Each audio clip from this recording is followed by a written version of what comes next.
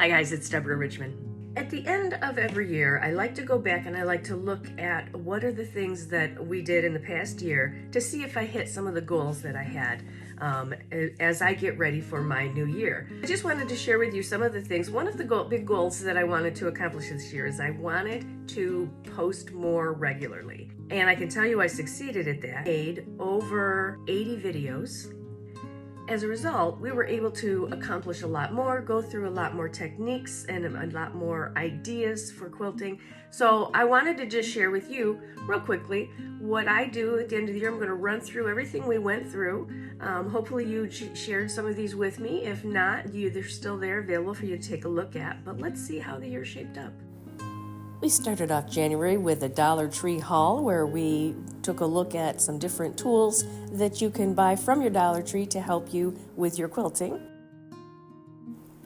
We worked with rescued fabrics from thrift stores, which was very popular, and we're going to be doing more of that. One of our small projects was hot pads using Insulbright and orphan blocks. You like to see scrap quilts, and so in January we did our first scrap quilt. And with a few more scraps, we made a needle holder. An orphan block was what we used for this next project. And I shared a good organizing tip for your cutting boards. By February, it was time to look at some new tools and gadgets, and books and patterns. We took a moment to honor Donna Jordan, who passed away last year. And I shared with you one of my scrappy improv quilts.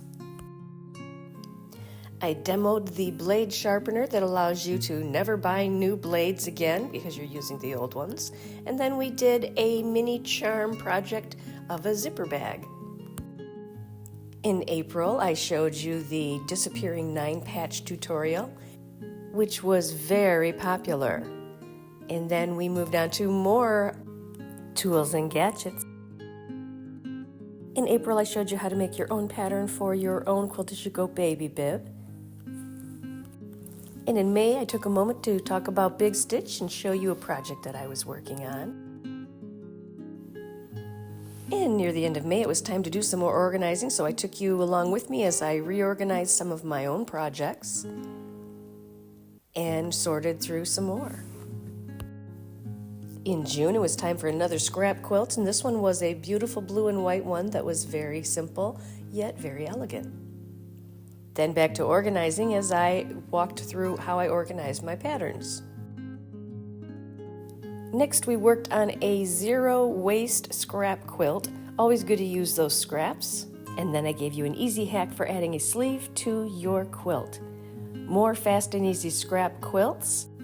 And then we took some time to talk about black batting and pre-wound bobbins. Once again in August, it was time for another fabulous scrap quilt.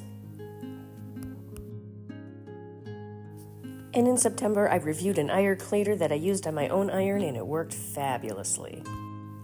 In this video, we talked about using several flannel shirts to make a beautiful quilt for my daughter's wedding.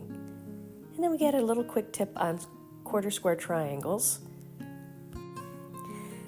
And then I showed you how to use an old bedspread to create several different items that have a practical use and will keep that bedspread out of the landfill. I then showed you how I used a hang-it-dang-it tool that allowed me to hang this huge king-size quilt with one nail and self-balancing. In October, quilt retreat season starts to gear up, and so I showed you what projects that I packed to take along with me to the quilt retreat. And in October, I had more quilt supplies coming in, so I shared with you what I got in the mail that day. Then I discovered a new place online to buy fabric very affordably, and I shared that with you. And then I showed you another this time a disappearing hourglass quilt block that was very popular, and followed that up now with the disappearing stripe quilt block.